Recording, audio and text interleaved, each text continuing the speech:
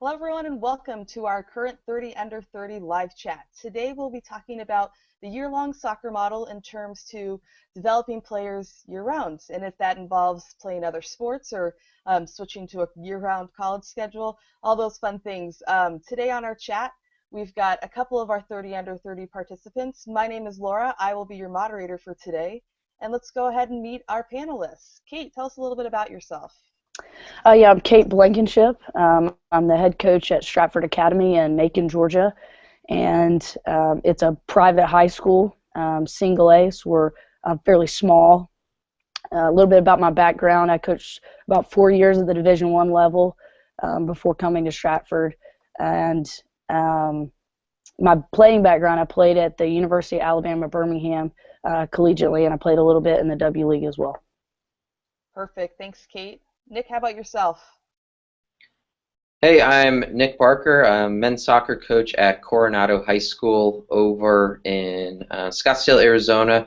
So I've been the head coach there for about 3 years. I took over the program when there were just 11 boys that were returning. The program was, at the bottom, kind of dying a little bit, and we've been trying to rebuild it up today and just establish it as, one of the elite soccer teams in Arizona high school. So I played Arizona high school soccer growing up, was player of the year for the state my senior year, and jumped into coaching right away. Love motivating players, leading players, and getting the most out of them. So a little bit of my passion and what I'm trying to do. Awesome. Thank you guys so much. We might be joined by a director of coaching, Stefan King from FC Peoria as well. He's run into little issues, so hopefully he'll be able to jump onto this call as well. But we very much appreciate Kate and Nick for joining us, and they're definitely going to give us some really great insight into, training your player and player development year-round and what that looks to you guys. So we're going to start off with a question, looking maybe more with the youth side. In the U.S., kids grow up playing a lot of sports. They try everything before they focus on one thing. When do you find value in this? And then with that said, at what age or at what development level do you think it maybe is time for a child to start focusing on one sport? Kind of a two-part question. I'll let you guys kind of, phrase it the way you think makes the most sense. But what's the value in a year-round multi-sport athlete, and maybe when's it time to focus, if there is a time? Nick, I'll start with you on your thoughts on this. Yeah, so definitely the value of the athlete playing multi-sports growing up for anywhere from U10 to U18 is it gives them an opportunity to develop different sets of skills, to be able to develop different areas of leadership, and then even be able to develop different passions for certain sports. One of the fears of having them start off just at one sport early on and cutting the rest out is, they may serve burnout. And I know we're going to get into that a little bit today, but they may burn out. And they may not burn out, but there's a high likelihood that they may experience some level of burnout if they're focused on one sport for the entire year, and it's something that they're doing nonstop. Now, there are ways where you can develop an athlete with one sport and do it in different phases with different focuses and structures. But I think what it all comes down to with discerning when the appropriate time is looking at each athlete individually. Are they passionate about the sport? What do they want to do? What do they have going on with the rest of their life? What does academics look like? Are they developing socially? And how does this sport, soccer specifically, fit into developing not just the player but the person as a whole? Yeah, I think that's a great point. At a young age, we could maybe argue that the passion for the sport is more important to the development than the actual skill level. So maintaining that passion, and you're right, seeing if soccer is the right fit for them. And great point, Nick. How about you, Kate? What are your thoughts on multi-sport athletes as a young age and making a commitment to one sport? Oh, I definitely, to kind of go on what Nick said, I definitely think it's an awesome thing to play multiple sports, especially the younger you are. I think that you should have a variety of passions so that you don't kind of maybe get that burnout, and you're a more well-rounded athlete. The reality is, if you grow up as a youngster only playing soccer, then a lot of times the ball's not going in the air when you're really young. Whereas if you're playing t-ball and you're playing other sports, you're getting that, dealing with depth perception and the kind of athletic ability with the ball in the air, and it helps you across multiple sports. Right. And I think ultimately could help you in the game of soccer.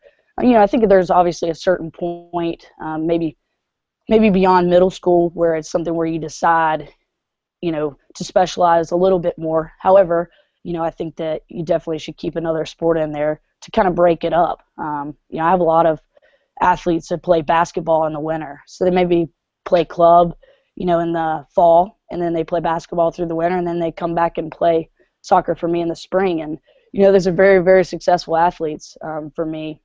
And I think part of that is, when they come back to soccer, they're excited. It's something different.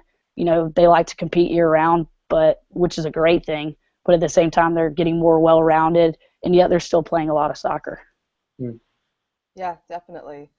So what are your thoughts then, Kate, on kind of the player burnout and how to avoid it, and what's competing year-round can do to that, or not do to that?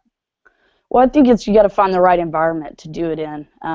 If it's constant pressure year round, I think you're going to Sure. find more burnouts. I think you find that, as kids get to the recruiting phase for college and they're being bombarded at a young age, it's like there's just too much pressure involved, whereas they play it because they enjoy it. And your kids are always going to be better when they love what they're doing. So I think there's, a part of that is, the coach and how you develop your players. Obviously, I'm a high school coach, so there's definitely an element of, team chemistry and kind of fun that I have to make sure stays in the game so that they enjoy it. Sure. Doesn't mean that it's not hard, doesn't mean that it's not difficult, and it doesn't mean there's not a ton of development occurring. But I think that's part of the coach's responsibility, is to keep that environment positive for the kids so that it never becomes, I don't want to do this anymore. Right. Expanding on that a little bit, so let's say, your player has made that commitment to be a soccer player, that is their focus and their goal, and how do you keep that energy up year round? And you mentioned, Kate, the different environments and the levels of competition not being at the highest at all times. Is that mixing in maybe futsal or an indoor season, or keeping Absolutely. the fun, or something along those lines? What are your guys' thoughts on, once they've made that commitment, keeping it fun year round, or keeping them engaged and that energy up? Yeah, I think there's always an element to, adding a different type of soccer to it. Like Sure. you mentioned, futsal or indoor. A lot of my girls play on an indoor team in the winter. And Right. I don't want to say, it's not competitive, because it is competitive, but at the same Right. time, like, there's no end of the season tournament. So you're just playing for fun, and it's Hmm. fast, and they're still getting a ton of touches on the ball. So there's development occurring without maybe the pressure of a quote unquote real season. Sure. A little less structure as well. Yeah. Absolutely. Kate, And how there's about you? not What are your thoughts practices on and that? things like that. Yeah, Sorry, go ahead. definitely. Yeah, so one of the things that we really have to consider with implementing a year-round model for any level of team is the reality that players need rest and they need recovery. Where we might look at it at the micro level, where they need rest and recovery physically, between Hmm. games to prepare and be ready to go for each game. They also need it at the macro level on an annual basis, where they need time to rest, decompose, and just take time to reflect on the season they just had. I remember the club that I played at growing up. One of the things that they implemented one summer was right after the state competition, right after state cup in May, we would take a week off, and then the entire club would launch back into training, like high level, intense training and preparation. And a lot of players didn't last, past, a month or two, before they transferred clubs, or, had a self-imposed break where they just decided they were done. And that was including myself. We were a team that was gearing up for state, hopefully making a run for a championship. We got bounced in the semifinals, and it was a letdown, and it was frustrating. Sure. I know at the youth level, the focus is on the development and growth. but there is a level of letdown when you don't meet your goals and the results that you want to hit. So we needed Right. time to recover, not just physically, but mentally and emotionally and socially. So as we look at a year-round model or trying to implement more stuff to develop players, we have to take a look at the holistic person, not just the athlete. Yeah, great points. I love that. Developing the person, developing the player, um, giving a balance of both. Uh, Hugely important and I think sometimes overlooked. So really great points from both of you guys. Now you both are currently in the high school game predominantly. So, a lot of people could argue that the academies and ECNL teams that are maybe driving away from the high schools is a high school season could be somewhat of that break and that difference in a season for kids that are playing club year round and having that high school season. So obviously you guys find value in high school soccer and Kate, I'll come to you first and maybe what do you see in high school soccer that players are missing that are doing the academies or that are focusing purely on their clubs and what are your thoughts on all of that?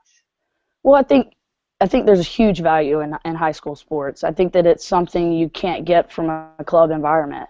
And I'm not saying it's better or worse. I just think it's different. And like you mentioned, it could be that kind of break from the elite training of an academy type program. Right, Whereas it's just a different group of people. absolutely, and you have to think on your academy team, if you're at that level, if you're training kind of at that elite level, you know a lot of those people that are doing that are have the same goals as you. Whereas at the high Hmm. school level, you're going to have kids that are doing it because they love it, doing it because it's fun, doing it to be a part of something bigger than themselves, and then some of them want to go on to the next level. So you have kind of that mixture, and that always makes for an interesting life experience to me. It gives them more value well beyond the soccer field, that Absolutely. they can go into a workplace and work with people who want to do things exactly like them, and then work with people who are there for a different reason.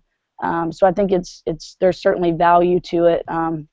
I feel like my girls get a tremendous experience out of it, socially, emotionally. It's just maybe a little less stressful than I think a club environment. But we're trying to compete for state championships on a yearly basis, so there's certainly a level of stress, but um, it's something special to put on your school's your school's logo or your school's emblem and represent something like that, Hmm. for sure. Yeah, Awesome. I agree with Kate. I mean, there really is nothing like putting on your school's logo, putting on that crest, and representing something that's greater than yourself. And Hmm. that this is the first time a lot of students have the ability to do that compared to playing, club ball or in the academies. So they'll play a game on a weekend, and their parents and maybe a few friends will show up and watch them play.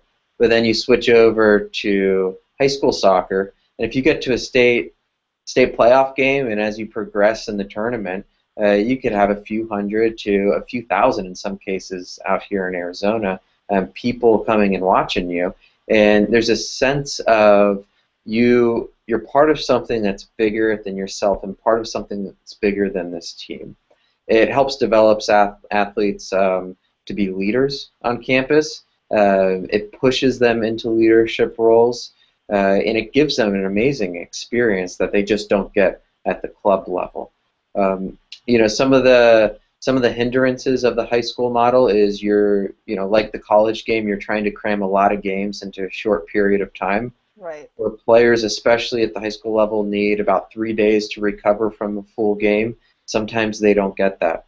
Sometimes they get a day or two to recover before they're launched into the next game. Sure. Uh, so it's short, it's packed, it's intense, but it's a blast. And I know for the most part, the majority of players, speaking here in Arizona, desire that level of atmosphere and desire that experience once they get to high school. Yeah, I think it's great. And I know, Nick, you mentioned in our talk the other day that because of the high school that you are at and some of the players in your program, don't necessarily have access to the year-round clubs. If you've started to implement a version, I guess, of a year-round model just at the high school level. I was wondering if you could talk a little bit about that. Yeah, so the high school I coach at, 74% of the student population is on free or reduced lunch, which means, and it's not just lunch, it's breakfast, which means their breakfast and lunch are provided for them by the school. It's a poor school, families that are struggling to make it, and just the idea of club soccer with the dues and fees that are required isn't realistic.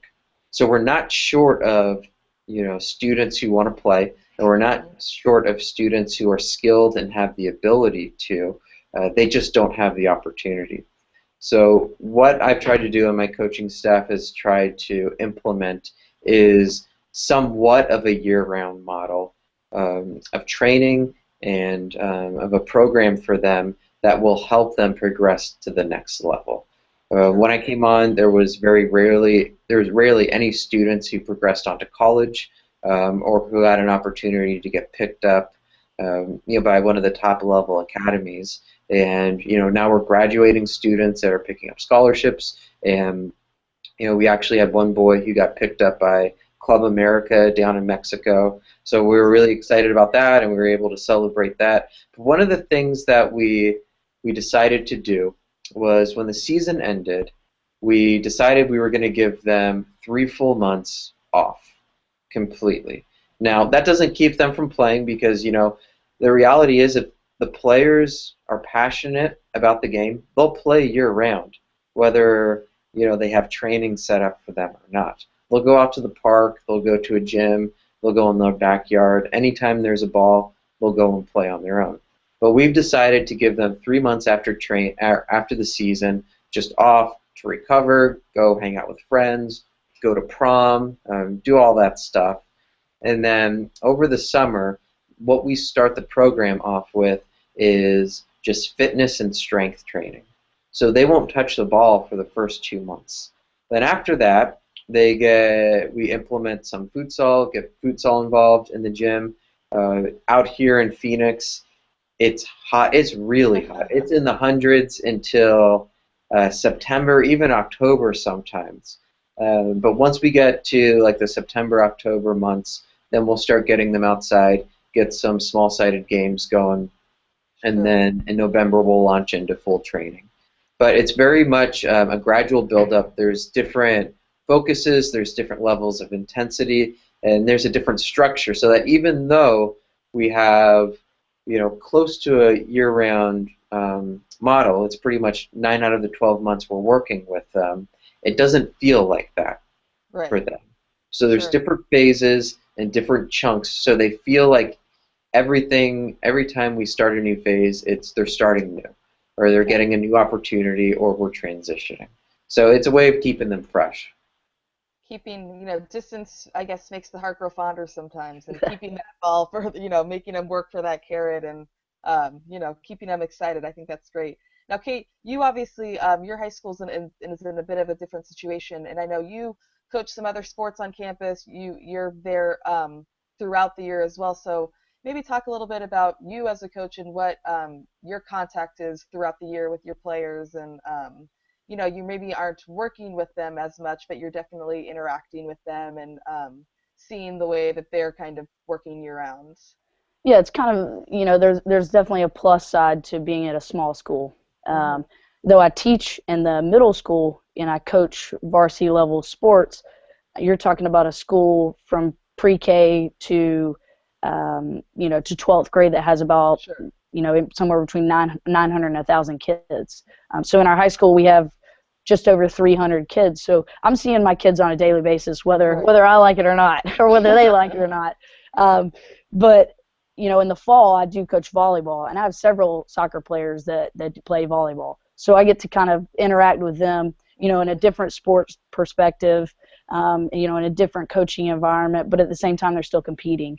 And we're a Georgia high school. We're part of the Georgia High School Association.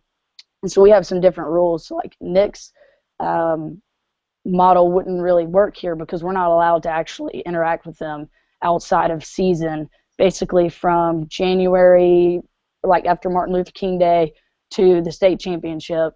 That's the only time that we're allowed to have a soccer ball and interact with them. So we're kind of limited as far as that goes. Now there are things that we can do, like, you know, strength and conditioning type stuff outside of that. And during the summer we can do, you know, voluntary type things like that. But so it does limit us in our ability to do a year-round type model. But it is good that, you know, I'm involved in multiple sports, and so I'm seeing my kids on the volleyball court and in the hallways all the time. So, you know, there's a ton of interaction, and it's not like I'm ever going to go more than a week without seeing one of my players and being able to be like, hey, you know, you staying fit, or, you know, how's basketball going?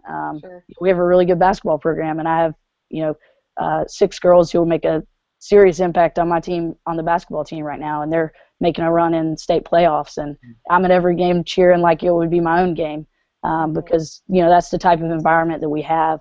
And so it's a benefit to be able to do that and be able to interact with them on a daily basis, but maybe not so much in the soccer environment outside of January to May. Right. Did you have something else to add on that, Nick? Sorry.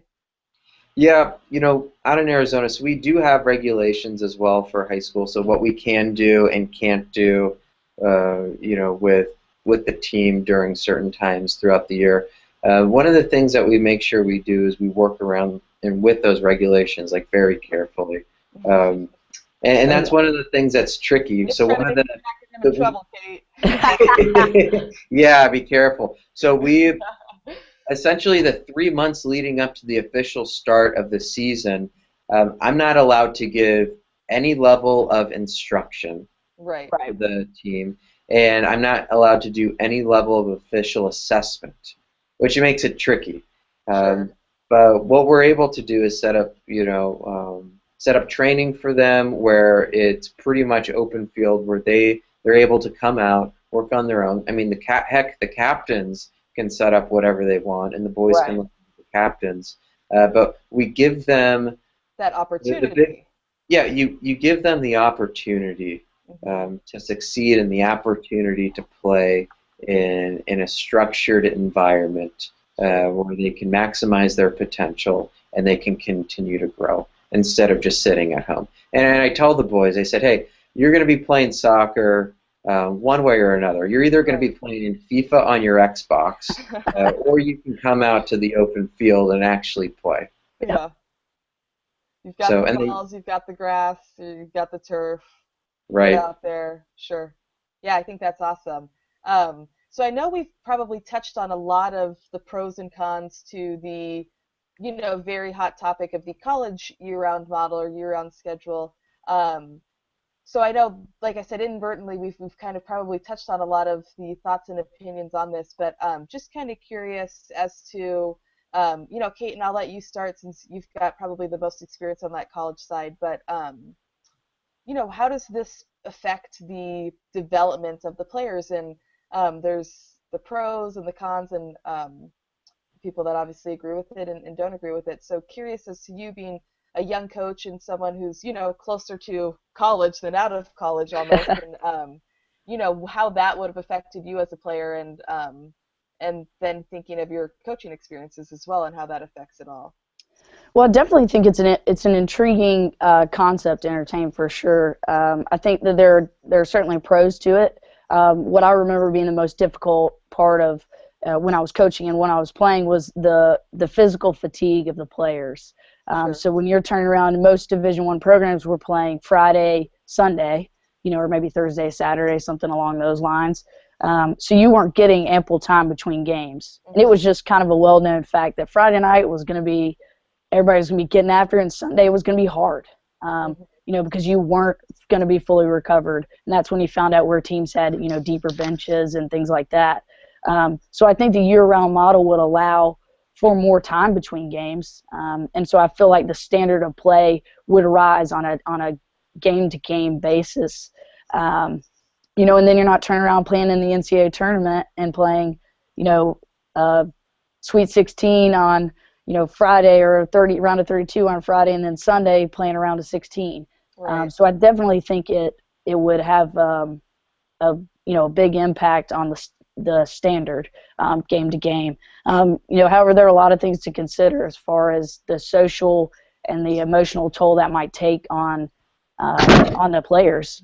For me, I look at it as a pro and being like, well, maybe it wouldn't be that stressful all the time because we have more time between games, and Right. maybe you wouldn't miss as much school because you could play more games on the weekend, that type of thing. Exactly. Then I go, man, as a player, as a college student, am I ever going to get to be a college student? Yeah. And that might be just as important as, the playing aspect of it. Is there ever a time where you can kind of decompress from it? So I certainly think it's something that could be done and could be done very successfully, but it needs to be kind of arranged carefully so that all of those things are considered, and not just the level of play. I think you might have less injuries because you're going to have more time between games, and so when someone's got something nagging, you can go, well, we could sit you out for 3 weeks and you only miss really one game, Right. that type of thing, rather than going, well, if you sit out, you're missing half the season. Yeah. Which is what that would kind of be like if you had a nagging ankle injury or something like Mhm. that in a normal fall season. So there are certainly pros and cons to it, and I think that if it was done properly, it could certainly be beneficial. Sure. One of those points, Nick, I'll ask you to kind of chime in on, because I think you touched on a little bit before, was when am I going to ever have that opportunity to be a college student? And I think you can still burn out in your 20s or in your later teens, and how that year-round model could possibly affect um, burnout and having players not play their full 4 or 5 years of eligibility, and kind of ducking out early if that's the case. Yeah, so as far as looking at, leading a team and developing a team throughout the entire year, you have to look at each player as a holistic person. You have to understand that these are, kids, young adults between the ages of, 18 to 22, and they're asking questions like, what should I major in? Right. What's the purpose of life?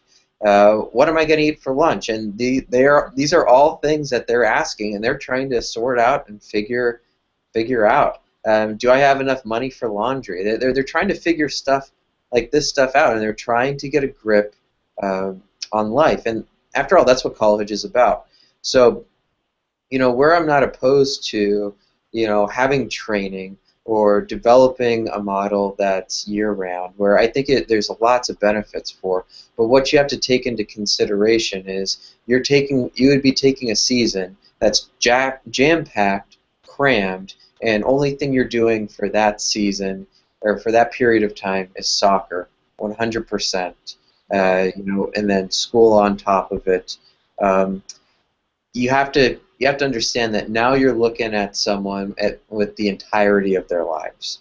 You have to consider their academics. You have to consider their relationships. You have to consider their dreams and aspirations. And I think what it would do is it changes the way coaches have to coach. So you have to look at the person as a whole and not just as a player that you're going to get the most out of for these few months. So it's more of not just player coaching and management, but also life coaching and management, which a lot of the great coaches do well. And the great coaches are great coaches because they do that well. But it's something that needs to be considered and leaned on a lot more. Definitely.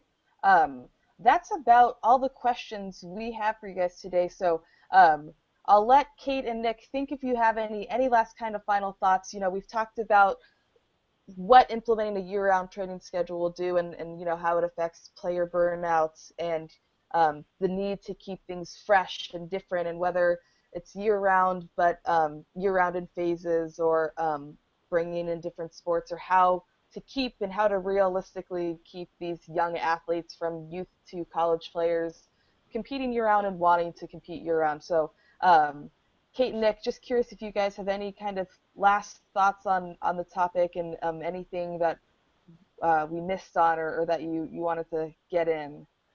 I've just, one thing to kind of add to Yeah. Nick's is, you know, like he was, talking about the whole person. I think the reality for the high college level is that you're playing year round no matter if it's a year round model or not.